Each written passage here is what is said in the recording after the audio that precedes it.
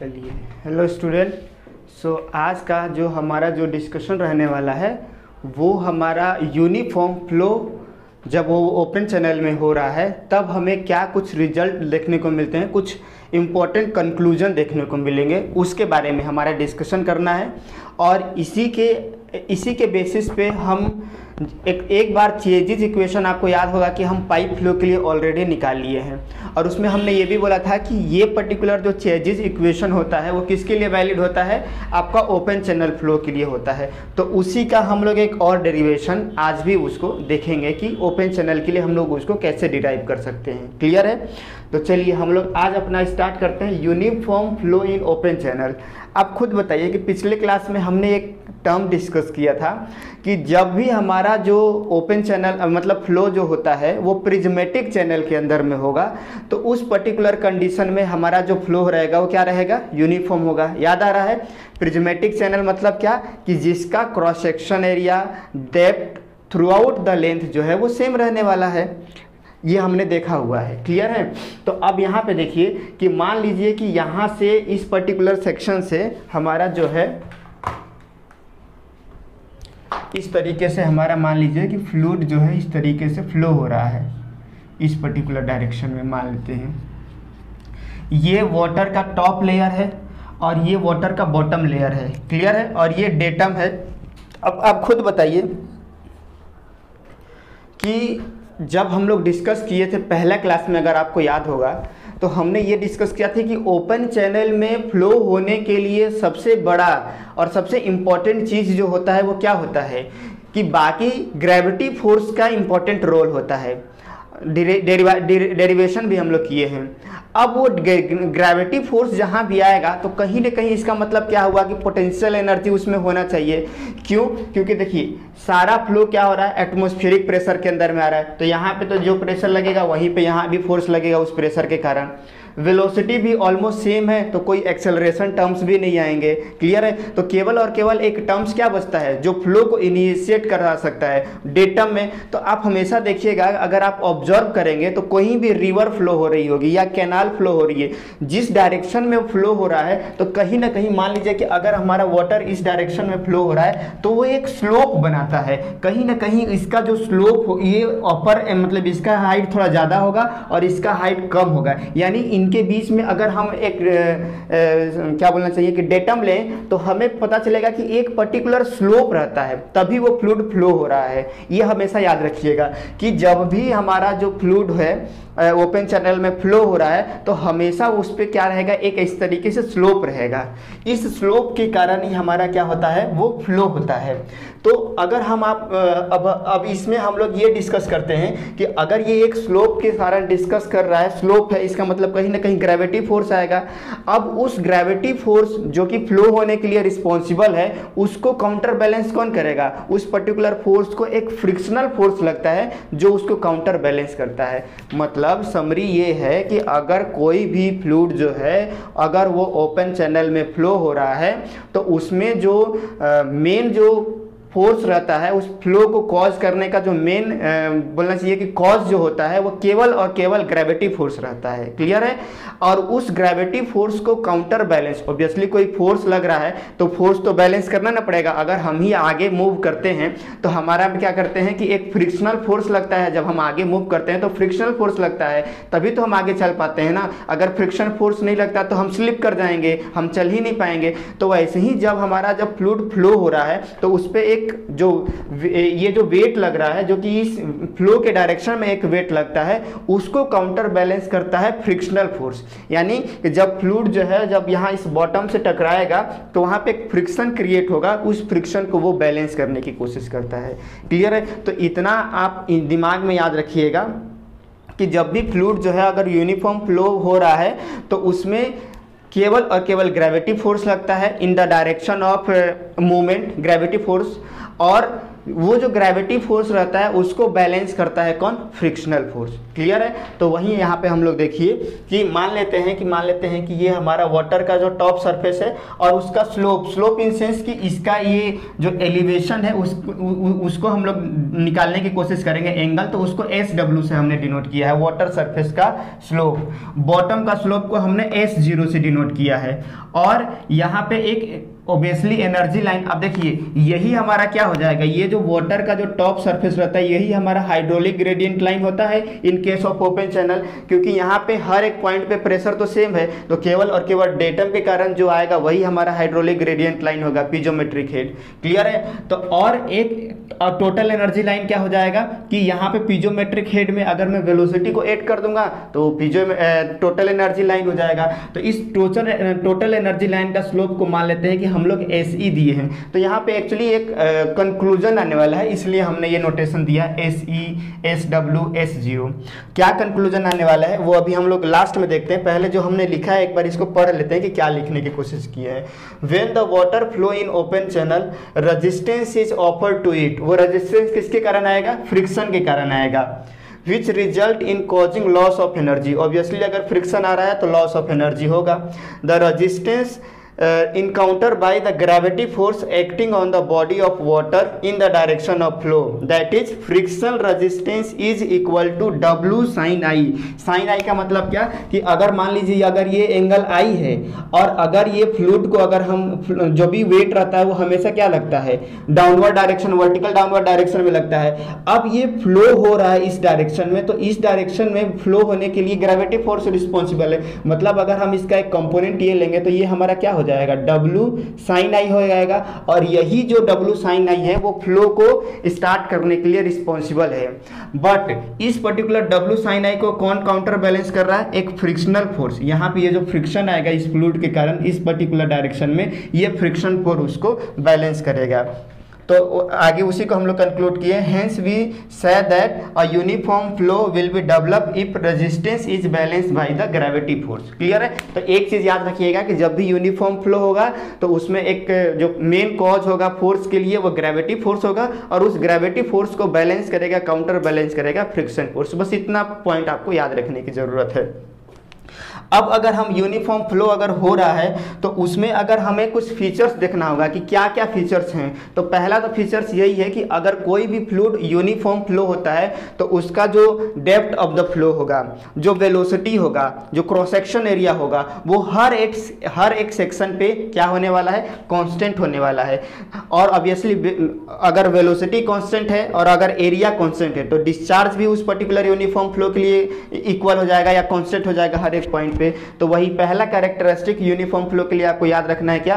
Depth of flow कहीं पे भी आप ले लीजिए, वेटेड एरिया ले लीजिए, वेलोसिटी ऑफ फ्लो ले लीजिए और डिस्चार्ज ले लीजिए, that will be the constant for at the all the section. तो पहला इंपॉर्टेंट कंक्लूजन ये है। और दूसरा कंक्लूजन ये है कि अगर हम स्लोप का बात करें, टोटल एनर्जी लाइन का अगर हम स्लोप निकालें, वाटर सरफेस का स्लोप निकालें, बॉटम सरफेस का स्लोप निकालें, इन तीनों का जो स्लोप होगा वो इक्वल होगा। यानी इसका मतलब क्या होगा कि total gradient line, water surface और बॉटम सरफेस, ये तीनों दो एक दूसरे के क्या रहेंगे? पैरेलल रहेंगे। तो जब पैरेलल रहेंगे तो ऑब्वियसली उनका स्लोप क्या रहेगा? इक्वल हो जाएगा। तो दूसरा इंपॉर्टेंट कंक्लूजन यूनिफॉर्म फ्लो के लिए क्या है कि total energy line, top water surface और बॉटम सरफेस जो होता है, तीनों जो होता है वो एक ही लाइन में होते हैं, या ये बोल सकते हैं कि एक ही लाइन में नहीं, पैरेलल होते हैं। और पैरेलल होते हैं इसका मतलब उनका स्लोप क्या रहता है? इक्वल होता है। इसका मतलब मैं यहाँ पे ये भी लिख सकता हूँ कि SE equal to SW equal to S0, मतलब इनके जो स्लोप रहेंगे वो क्या रहेंगे? हमारे इक्वल हो जाएंगे। तो यूनिफॉर्म फ्लो के लिए दो characteristic, discharge, velocity, cross section area, depth of flow same रहेगा थ्रू आउट द सेक्शन, और तीनों का total energy line, water surface का ये जो स्लोप रहेगा और बॉटम सरफेस का जो स्लोप रहेगा वो इक्वल होगा, या ये बोल सकते हैं कि तीनों एक दूसरे के पैरेलल रहेंगे। ठीक है यहाँ तक। तो ये रहा हमारा यूनिफॉर्म फ्लो के बारे में। अब इसी के बेसिस पे हम लोग चेचिस फॉर्मूला से डिस्चार्ज निकालने की कोशिश करते हैं कि क्या डिस्चार्ज होगा इस पर्टिकुलर सेक्शन के थ्रू। क्लियर है। तो इसी को हम लोग एक और अलग से हमने बनाया है कि सपोज करिए कि यहाँ पे एक पर्टिकुलर हमने चैनल लिया है जिसका लेंथ L है, उसका क्रॉस सेक्शन एरिया A है, वेटेड पेरीमीटर P है, I जो है वो यहाँ पे ये स्लोप बेड का ये स्लोप है, ये जो बॉटम सरफेस है उसकी स्लोप को हमने I से डिनोट किया है, और इसमें जो एक फ्रिक्शन रेजिस्टेंस लग रहा है, फ्रिक्शनल रेजिस्टेंस, वो स्मॉल f है, जो बता रहा है क्या, frictional resistance per unit area per unit velocity के बराबर है ये। तो ये याद रखिएगा कि इसका जो यूनिट है frictional resistance per unit area per unit velocity के बराबर है। क्लियर है। तो ये हमने कंसीडर किया है ये एक पर्टिकुलर चैनल को।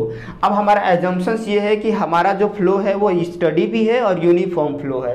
तो जब स्टडी और यूनिफॉर्म फ्लो है, और हम ये भी जानते हैं कि ओपन चैनल फ्लो में जो प्रेशर रहता है हर एक पॉइंट पे वो इक्वल लगता है, यानी कि ये भी एटमॉस्फेरिक प्रेशर के अंदर में है, ये भी एटमॉस्फेरिक प्रेशर पे है। तो अगर आप यहाँ पे प्रेशर दिखाएंगे तो जितना प्रेशर यहाँ पे लगेगा उतना ही प्रेशर यहाँ पे लगेगा।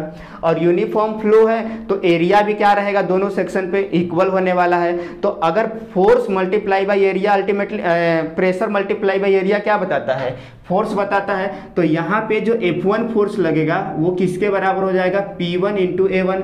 और यहाँ पे ये जो फ्लूइड बाहर के लिए निकलेगा तो वहाँ पे फोर्स हमारा F2 किसके बराबर हो जाएगा, P2 इंटू A2। तो क्योंकि दोनों पॉइंट पे P1 और P2 बराबर है, एरिया भी सेम है, तो इसका मतलब कि जो प्रेशर के कारण जो फोर्स लगने वाला है ओपन चैनल फ्लो में वो हमारा क्या हो जाएगा, इक्वल हो जाएगा, और एक दूसरे को कैंसल आउट कर देंगे। क्योंकि इसका डायरेक्शन इस पर्टिकुलर के कारण फोर्स इधर लगेगा और ये बाहर की तरफ निकलेगा तो फोर्स इस डायरेक्शन में लगेगा। तो दोनों एक दूसरे को क्या कर दे रहे हैं, काउंटर बैलेंस कर ले रहे हैं। क्लियर है।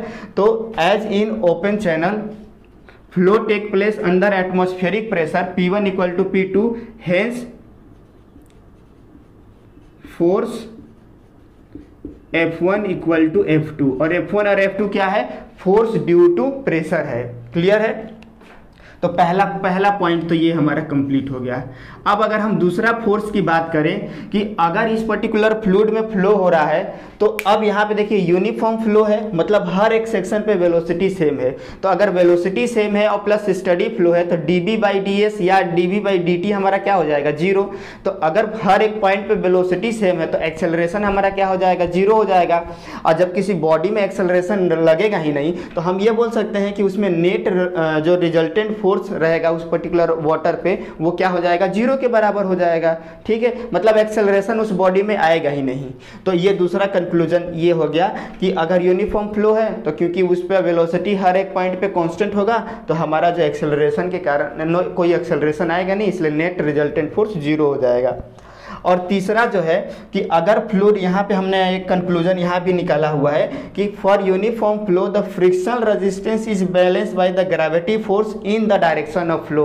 मतलब कि इस पर्टिकुलर डायरेक्शन में जो भी ग्रेविटी के कंपोनेंट या ग्रेविटी के कारण जो फोर्स आ रहा है, क्लियर है, उसी को क्या कर रहा है, बैलेंस कर रहा है हमारा फ्रिक्शन फोर्स। यानी यूनिफॉर्म फ्लो के लिए जो फ्रिक्शन फोर्स की वैल्यू होगी वो इस पर्टिकुलर डायरेक्शन में जो फ्लूइड फ्लो हो रहा है तो उसके ग्रेविटी, मतलब कि ये लिखा है ना कि gravity force in the direction of flow, मतलब उसको कौन बैलेंस करेगा, फ्रिक्शन को, ग्रेविटी फोर्स जो कि पर्टिकुलर फ्लो के डायरेक्शन में जो लग रहा है। तो अगर ग्रेविटी देखिए यहाँ पे ग्रेविटी अगर मैं इसको W लेता हूँ कि W टोटल फ्लूइड का वेट है, तो अगर इसका यहाँ पे I है तो यहाँ भी I हो जाएगा, ये जो अगर एंगल I है तो ये भी एंगल I हो जाएगा। तो इसका एक कंपोनेंट तो ये हो जाएगा W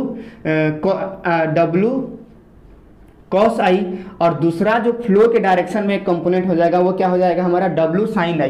तो मतलब फ्रिक्शन फोर्स किससे बैलेंस हो जाएगा, W sin I के बराबर। और W की वैल्यू हम क्या लिख सकते हैं, ρg into cross section area into length into sin I। अब फ्रिक्शन फोर्स कैसे निकालेंगे, तो देखिए फ्रिक्शनल रेजिस्टेंस F, एक स्मॉल f जो हो रहा है वो किसके बराबर है, मतलब ये जो स्मॉल f है अगर ये टोटल फ्रिक्शन फोर्स है तो F divided by unit area या weighted area multiply by velocity.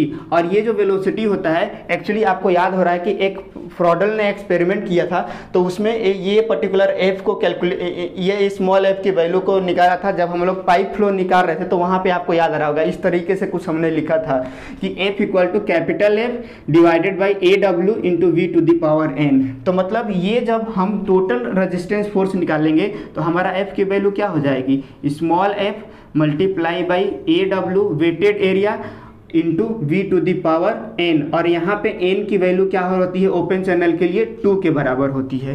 तो अगर हम इस वैल्यू एफ की वैल्यू को अगर हम यहाँ पे पुट कर दें तो एफ और इंटू वेटेड एरिया क्या हो जाएगा कि जो वेटेड पेरीमीटर है मल्टीप्लाई बाई लेंथ, तो F into wetted perimeter into length area के बराबर हो जाएगा इंटू वी स्क्वायर। वो किसके बराबर हो जाएगा, इस कंपोनेंट के बराबर हो जाएगा, rho g into area into L multiply by I. और यहाँ पे आई क्यों लिखे हैं, क्योंकि ये जो साइन होता है, ये जो एंगल होता है बहुत ही स्मॉल होता है। तो जब भी कोई एंगल बहुत स्मॉल होता है तो साइन थीटा या टेन थीटा को हम लोग केवल आई के बराबर लिख देते हैं। ठीक है, तो यहाँ पर हमारा ये इक्वेशन आ गया। अब हम इसी को बस एडजस्ट करेंगे तो हमारा क्या हो जाएगा, चेचिस इक्वेशन निकल जाएगा। तो अब यहाँ पे देखिए, अब हम लोग रीअरेंज कर रहे हैं, वेलोसिटी को इसी साइड रहने देते हैं, बाकी सारे जो टर्म्स हैं उसको इस साइड में ले जाते हैं। तो एफ को डिवाइड कर दे रहे हैं रो जी अपॉन एफ से, एल कट गया यहाँ पे, ये जो एल है और ये एल कट गया। यहाँ पे एरिया को पेरीमीटर से डिवाइड कर दिए और केवल आई बचा। तो अब देखिए यहाँ पे क्या हो रहा है, रोजी अपॉन एफ जो होता है, अगर हम इसका रूट निकालें तो v इक्वल टू हमारा क्या हो जाएगा, रूट रोजी को हम लोग लिख सकते हैं स्पेसिफिक वेट, या अगर आपको कंफ्यूजन हो रहा है तो आप रोजी ही लिखते जाइए। रोजी एक्चुअली क्या हो जाएगा, स्पेसिफिक वेट, और अंडर रूट रोजी अपॉन एफ जो होता है वो c के बराबर होता है। और यही c जो होता है वो क्या होता है, हमारा चेजिस कांस्टेंट होता है। तो मतलब यहाँ पे ये जो पहला वाला टर्म्स है या रोजी अपॉन जो स्मॉल एफ रूट में रूट ओवर रोजी अपॉन एफ, इसको सी, ये सी होता है, ये सी के बराबर होता है। और सी क्या होता है हमारा, एक्चुअली चेजिस कांस्टेंट होता है, जो हमें न्यूमेरिकल जब हम लोग बनाएंगे तो या कभी जो भी न्यूमेरिकल देगा उसमें सी की वैल्यू दिया हुआ रहता है, या ये सारे डेटा दिया रहेगा तो वहाँ से भी आप सी निकाल सकते हैं। अभी हम लोग डिस्कस किए हैं ए बाई पी क्या होता है, पिछले क्लास में हम लोग डिस्कस किए थे ना कि wetted area divided by wetted perimeter हमारा क्या होता था, आर के बराबर हो जाता हाइड्रोलिक रेडियस। तो ये आर जो है वो हाइड्रोलिक रेडियस है और आई जो है वो क्या है, हमारा स्लोप है। क्लियर है, तो v इक्वल टू हम लोग क्या लिख सकते हैं, c multiply by root R into I. और जब हम लोग ओपन चैनल पढ़े थे तो वहाँ भी यही सेम एक्सप्रेशन आया था, बस वहाँ पे हमने जो आर था जिसको कि हाइड्रोलिक रेडियस बोल रहे थे उसको एम से डिनोट कर रहे थे। क्लियर है, क्योंकि थोड़ा सा डिफ्रेंशिएट इसलिए हम लोग एम से किए थे क्योंकि वो पाइप फ्लो के लिए, पाइप फ्लो वाले में हम लोग निकाले थे तो वो कंफ्यूजन ना हो इसलिए हमने। आप लोग चाहो तो वहाँ भी आप ये एम के जगह पे आर लिख सकते हो, क्योंकि हमने ओपन चैनल में अब आर ही यूज कर रहे हैं एम के जगह में। एम एक्चुअली वो कंफ्यूजन आ रहा था ना, स्लोप वाला हमने एम ले लिया था तो वो ना आए इसीलिए हमने यहाँ पे आर लिया हुआ है। और आर अच्छा लग रहा है ना, हाइड्रोलिक रेडियस, तो रेडियस जनरली आर से डिनोट करते हैं। तो इस तरीके से हमारा ये जो पर्टिकुलर डेरिवेशन जो है इसी को बोला जाता है क्या, चेजिस इक्वेशन। ये है हमारा चेजिस इक्वेशन, इसको याद रखना है। तो लेकिन हमें निकालना क्या था, डिस्चार्ज निकालना था। तो भाई एक बार जब हमें वेलोसिटी पता चल गया तो क्रॉस सेक्शन एरिया से मल्टीप्लाई करेंगे तो डिस्चार्ज भी निकल जाएगा। तो इंपॉर्टेंट टर्म क्या था, वेलोसिटी निकालना। अब वेलोसिटी निकाल गया तो एरिया से मल्टीप्लाई कर दो तो डिस्चार्ज निकल जाएगा। तो देखिए ये पर्टिकुलर डेरिवेशन जो है वो एग्जाम में पूछ सकता है। तो आपको याद क्या रखना है, ये ओपन चैनल है, यहाँ पे फोर्स दिखा देना है कि जो प्रेशर है यहाँ पे प्रेशर दोनों एक दूसरे को काउंटर बैलेंस कर रहे हैं, जिसके कारण वैल्यू 0 हो जा रहा है, यानी प्रेशर के कारण कोई फोर्स नहीं लग रहा है। यूनिफॉर्म फ्लो हो रहा है तो उसके कारण एक्सेलरेशन फोर्स भी नहीं आ रहा है। और केवल ये जो फ्लो के डायरेक्शन में जो ग्रेविटी फोर्स लग रहा है उसी के कारण वो जो फ्लो को मोशन दे रहा है और उसको बैलेंस कर रहा है कौन, फ्रिक्शन फोर्स। मतलब हमारा केवल और केवल क्या आने वाला है, फ्रिक्शन फोर्स को हम लोग बैलेंस करेंगे वेट से, जो कि फ्लो के डायरेक्शन में जो वेट का कंपोनेंट लग रहा है। इसको फर्दर हम लोग सॉल्व करेंगे तो अल्टीमेटली हमारा v इक्वल टू C into root R I आएगा, जहाँ v क्या है, मीन वेलोसिटी है इस पर्टिकुलर चैनल से किस वेलोसिटी से फ्लो हो रहा है, c जो है वो हमारा चेजिस कांस्टेंट है, r जो है वो हाइड्रोलिक रेडियस है, और i जो है वो क्या है हमारा एक तरीके से स्लोप है। क्लियर है, तो वो बेड का स्लोप है।